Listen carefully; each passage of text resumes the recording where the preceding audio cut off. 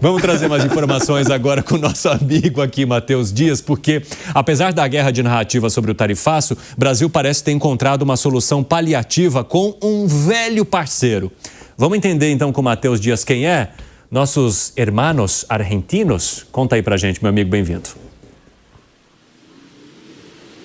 Pois é, Evandro, boa tarde para você, boa tarde a quem nos acompanha. Então, no meio dessa guerra tarifária, esse embate entre Brasil e Estados Unidos, parece que a solução, ou pelo menos uma das soluções, estava mais perto do que a gente imaginava, e sim, é com os argentinos. Com a valorização do peso argentino em relação ao dólar, eles têm comprado mais do exterior e o Brasil tem sido um dos países que tem exportado bastante para a Argentina. As exportações esse ano, de janeiro a junho, aumentaram cerca de 55% em relação ao ano passado. No ano passado, nesse mesmo período do ano, então, os argentinos tinham exportado uma certa quantia que agora, já 55% maior, chega a 9 bilhões de dólares. Principais produtos, então, que os argentinos têm comprado do Brasil: carros de passeio, carros para transporte de mercadorias e acessórios veiculares também, acessórios automotivos no geral. Só que, além disso, até a carne que é tão conhecida, a carne argentina, a carne bovina, mesmo com essa produção local muito forte, o Brasil também tem aumentado as exportações para a Argentina. No ano passado, eles tinham comprado da gente cerca de 1 bilhão de dólares em carne bovina, só que esse ano já chegou a 22 bilhões de dólares. Mesmo com esse aumento exponencial, ainda não afeta os produtores locais da Argentina, os frigoríficos locais deles, em relação a essa exportação. Quem mais compra da gente são estrangeiros que moram na Argentina e têm frigoríficos lá e que sempre compraram os produtos de exportação. Só que até então eles usavam a nossa carne para fazer comidas mais processadas, como carne moída, hambúrgueres, por exemplo. Só que agora tem se falado bastante lá na Argentina que a carne brasileira tem sido cortada em bifes também e vendida no mercado. E o que chama atenção é que em alguns supermercados, principalmente na região sul da Argentina, como é o caso da Patagônia, a carne brasileira é muito mais barata que a carne argentina.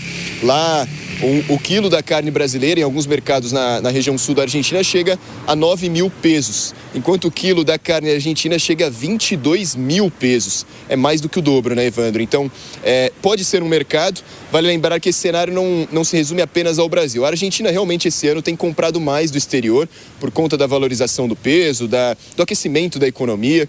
Eles têm visto isso bastante nos setores de turismo. Muitos argentinos têm viajado para o exterior e também em compras pela internet. Esse balanço foi feito, que aumentaram bastante na Argentina.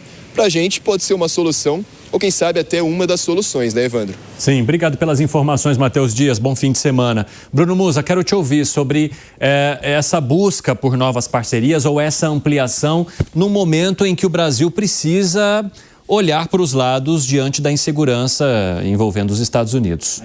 Bom, vamos lá, esse é o grande ponto. Eu estou bem mergulhado na Argentina desde as eleições, que eu estive lá e tive a possibilidade de estar lá com o Milei.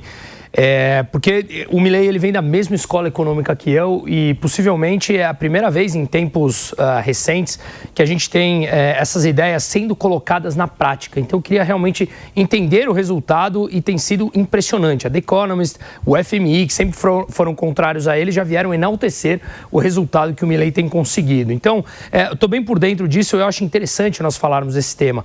Veja como, apesar de todas as brigas e diferenças ideológicas que o governo brasileiro tem com o argentino, a gente consegue ver que isso não se reflete da Argentina para cá. 55% de aumento é muito grande. A gente viu já, por exemplo, ontem foi anunciado um investimento bilionário do Fundo Pátria com outros parceiros para produção, para construção de oleodutos na Argentina. Então a gente está vendo o fluxo de capital, a nota de crédito deles já subiram, a inflação que era 25,5% ao mês no último mês do governo anterior, caiu para 1,5% hoje. Enfim, tem uma série de dados que comprovam essa melhoria, apesar de um longuíssimo caminho adiante que ele tem pela frente. Mas aqui reflete uma coisa importante: deixar de lado a sua ideologia para você pensar no que é positivo para o país, para as empresas daquele país, para aumentar produtividade, gerar renda e, consequentemente, melhorar a vida de todos os cidadãos daquele país. Então, eu acho que é um dado para ser comemorado realmente